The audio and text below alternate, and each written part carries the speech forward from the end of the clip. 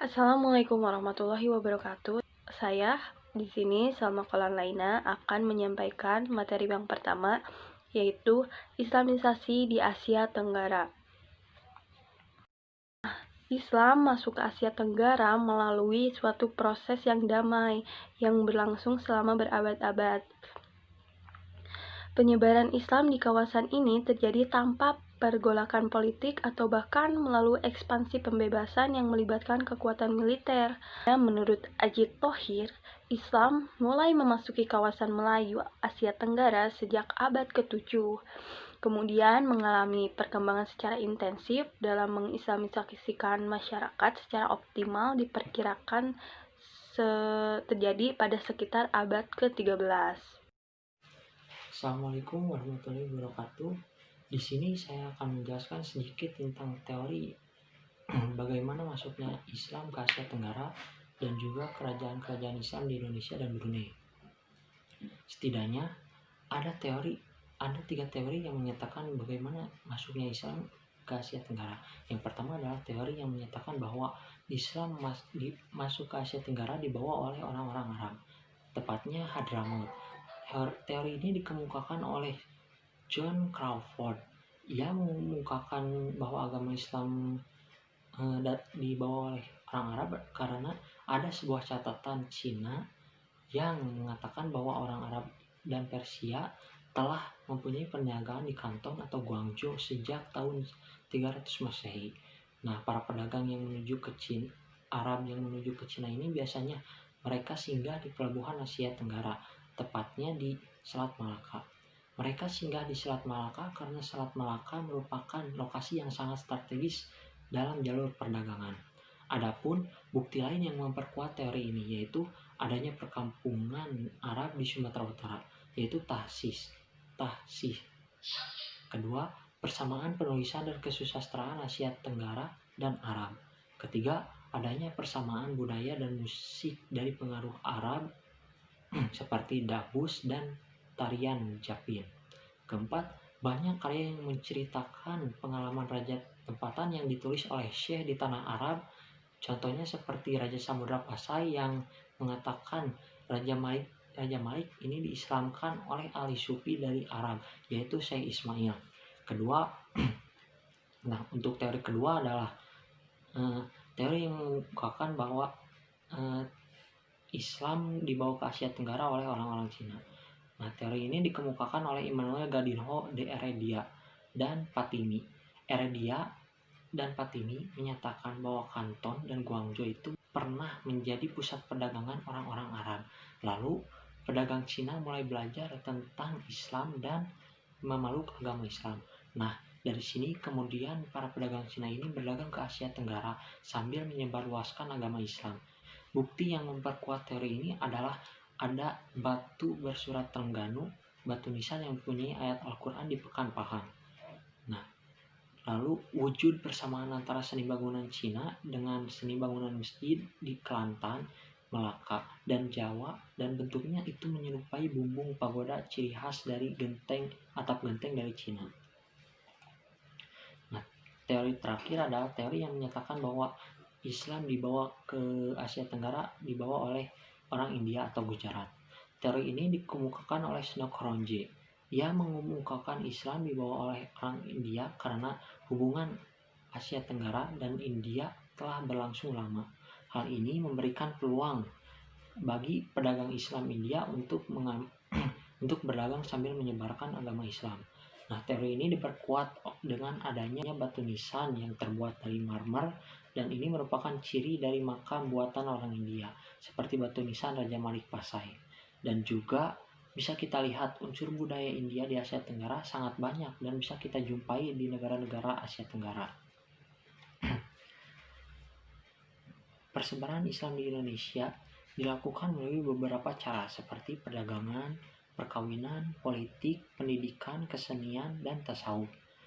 Nah, agama Islam ini sangat mudah sekali diterima oleh masyarakat Indonesia.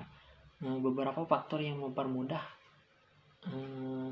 agama Islam mudah diterima oleh masyarakat Indonesia karena agama Islam ini merupakan agama yang bersifat terbuka dan juga penyiaran dan pengajaran agama Islam dapat dilakukan oleh semua orang.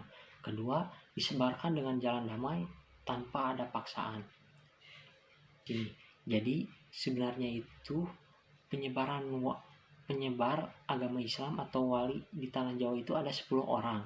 Nah, wali yang ke-10 itu adalah Syekh Siti Jenar atau Sunan Jepara. Nah, ia tidak masuk ke dalam wali yang menyebarkan Islam karena menurut wali yang lain ajaran Islam beliau itu sangat melenceng dari ajaran Islam.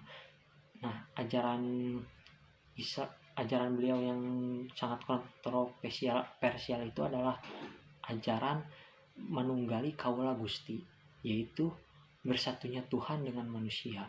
Nah, dengan ajaran ini makanya ia tidak termasuk ke dalam wali. Selain penyebaran Islam disebarkan oleh wali, ada juga proses penyebaran Islam melalui politik. Nah, dengan cara ini merupakan cara yang sangat cepat karena faktor yang mempercepat penyebaran melalui cara ini karena seorang raja itu mempunyai kekuasaan dan pengaruh yang besar. Jika rajanya itu memeluk agama Islam, maka rakyatnya juga akan mengikuti jejak rajanya. Kerajaan di Indonesia yang bercorak agama Islam sangat banyak, seperti contohnya Samudra Pasai. Nah, Samudra Pasai ini merupakan kerajaan Islam pertama yang ada di Indonesia. Kemunculan kerajaan ini diperkirakan pada abad ke-13. Kedua ada kerajaan Aceh Darussalam. Kerajaan Aceh Darussalam ini berdiri pada tahun 1511 Masehi dan didirikan oleh Sultan Aji Mugayat Shah. Ketiga ada kerajaan Islam Demak, terus ada kerajaan Islam Mataram, terus ada kerajaan Banten, lalu ada kerajaan Ternate dan Tidore dan sebagainya. Nah, selanjutnya kerajaan Islam di Brunei Darussalam. Nah, sebelum masuk Islam, Brunei ini merupakan kerajaan yang bercorak Hindu sama seperti kerajaan tua lain yang ada di Asia Tenggara. Nah, kerajaan Brunei tua sebelumnya merupakan daerah kekuasaan Majapahit, seperti tercantum dalam kitab Negara Kartagama yang ditulis oleh Empu Prapanca. Islam masuk ke Brunei Darussalam sekitar tahun 977 Masehi, dibawa oleh musafir dan pedagang Cina.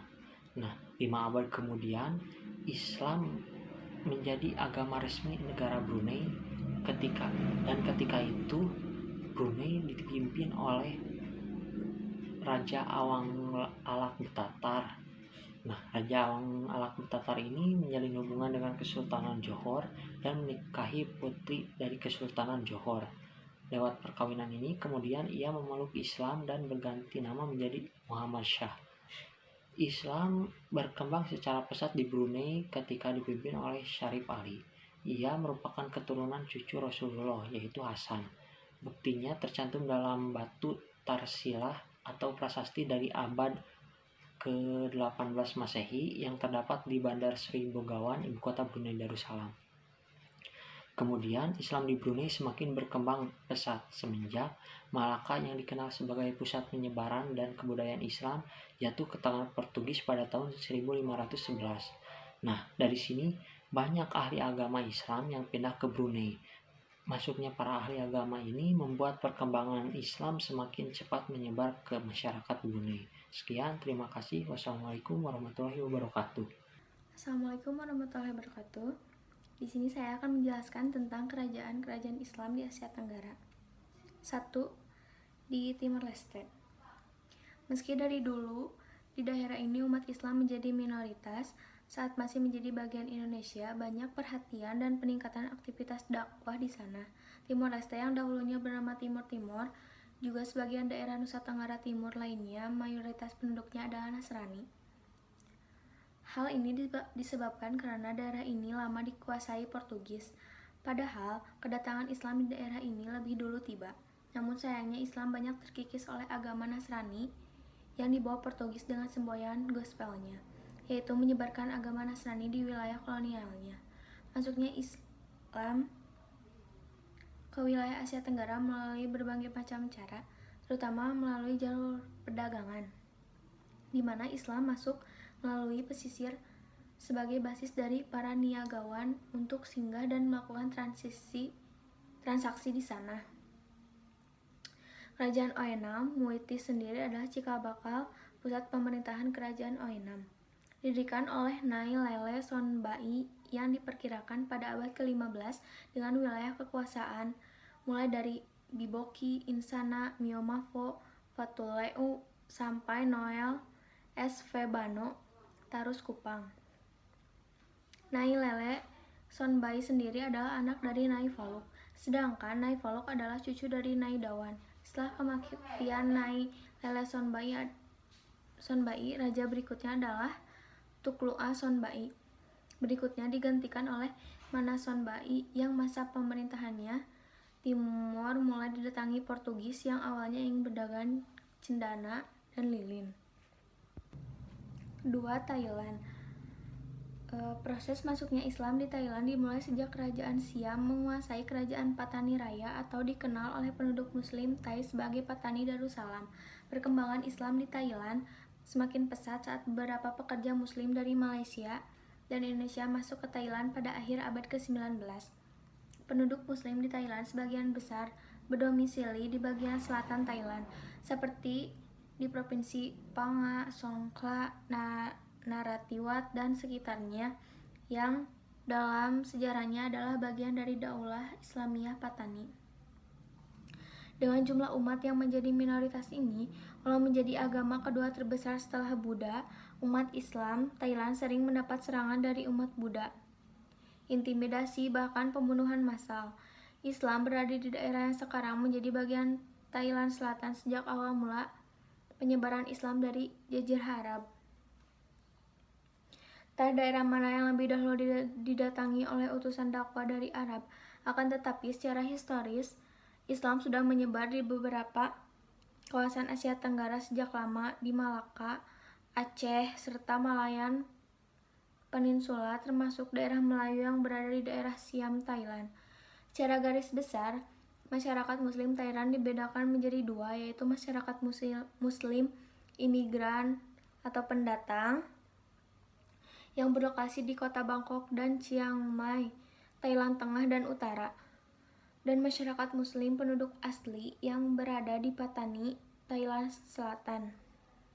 Tetapi dalam tatanan sosial, Muslim di Thailand mendapat julukan yang kurang enak, yaitu Khaek, pendatang, orang luar, tamu. Istilah ini juga digunakan untuk menyambut tamu-tamu asing atau imigran lain. Ketiga, Singapura.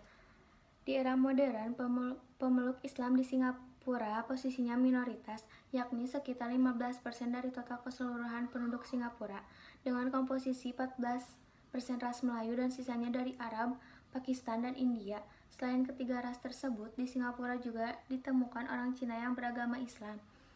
Menurut Profesor Hussein Muttalib dari National University of Singapore, orang Cina yang memeluk agama Islam makin meningkat, tapi jumlahnya terbilang masih kecil.